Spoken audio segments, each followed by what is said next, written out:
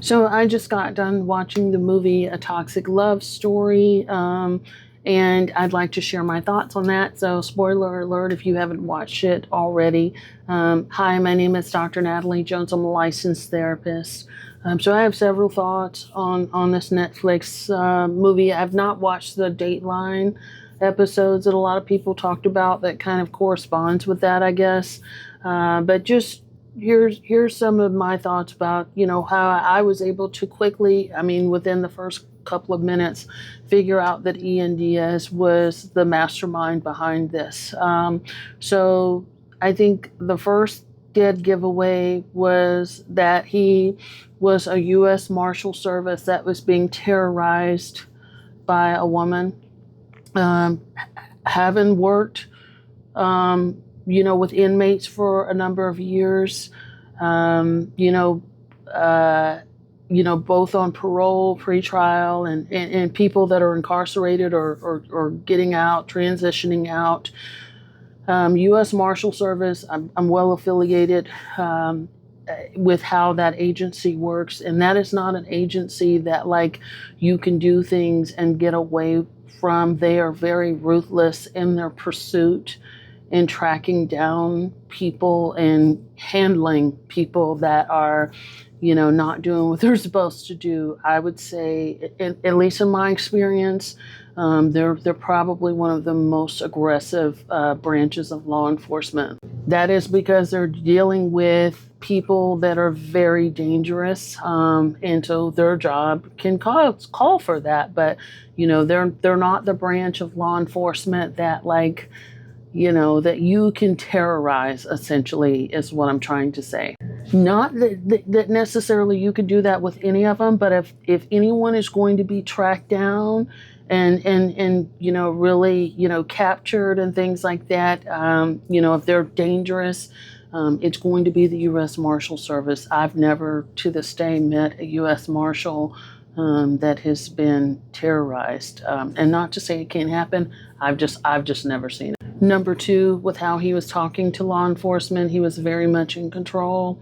This does not appear to be a scared man. He is quickly spinning the narrative. It's actually quite scary and interesting in terms of how he was able to just spin things so effortlessly, and police sort of fell in line and sort of, took him at his word. So that to me was, it's very telling. Again, it's not something that's a foreign concept, but just to kind of see it play out, very interesting.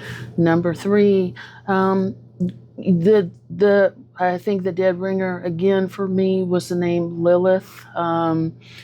This is classic narcissist playbook when it comes to sexual fantasies with women, or women that a narcissist doesn't necessarily like.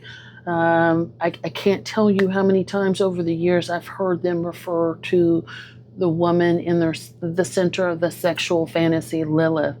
And so I've only ever heard men name women Lilith, their sexual goddess, their sexual tormentor in their skewed fantasies.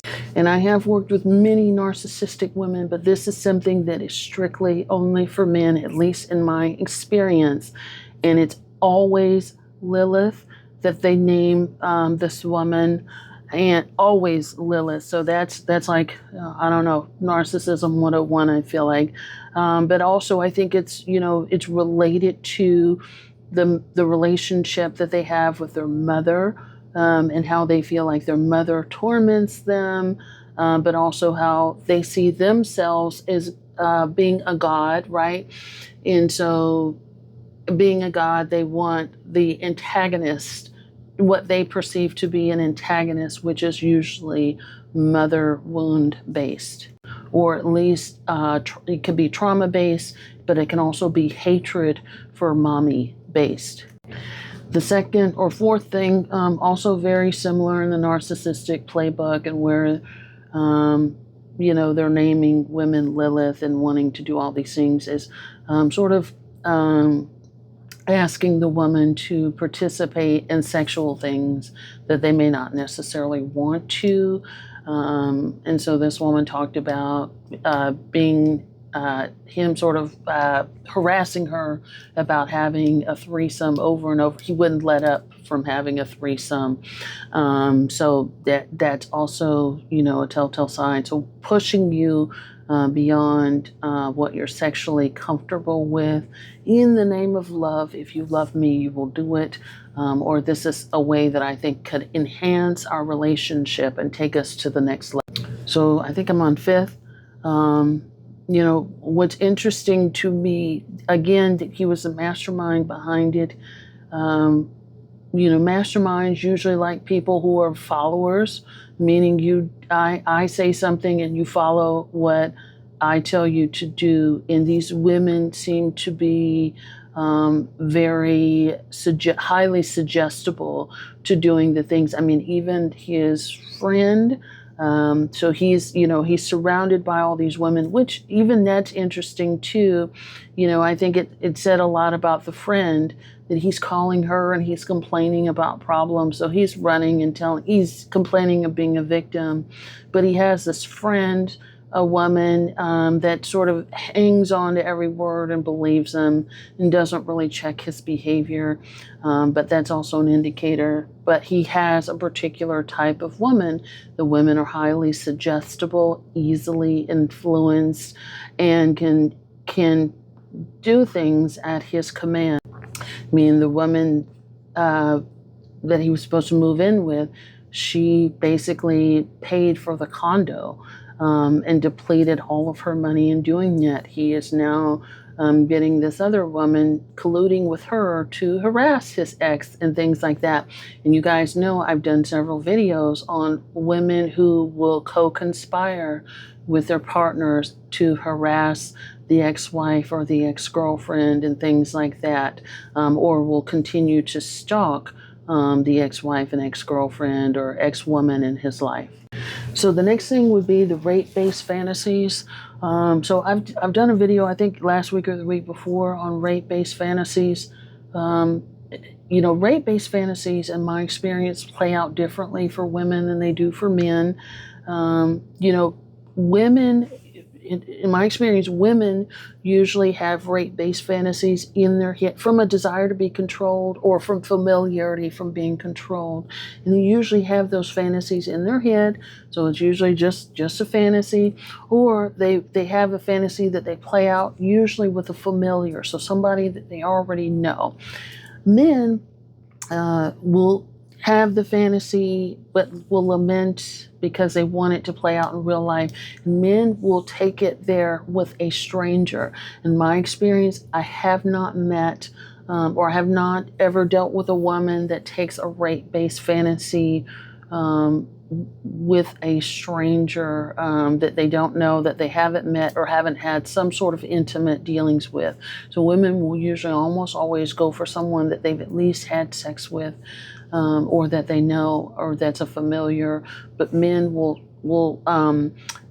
do that with a person that they don't even know, right? So the risk is very high with men, and they will take it there. That also plays into a layer of sexual deviancy that I've talked to you all about when I've talked to you about men who hate women want to become women. And this is very important here because the desire to be raped and violently raped speaks to the level of which he, one, wants to be desired, but then the violence behind it also speaks to, number two, how much he hates women and women should be punished. And lastly, and very quickly, I will say the part that I wondered about was child predator with the wanting to, and again, this is just a thought. I don't know if there's anything behind it, but, going to Disney several times a week and picking women who are very childlike, malleable, gullible, and very naive.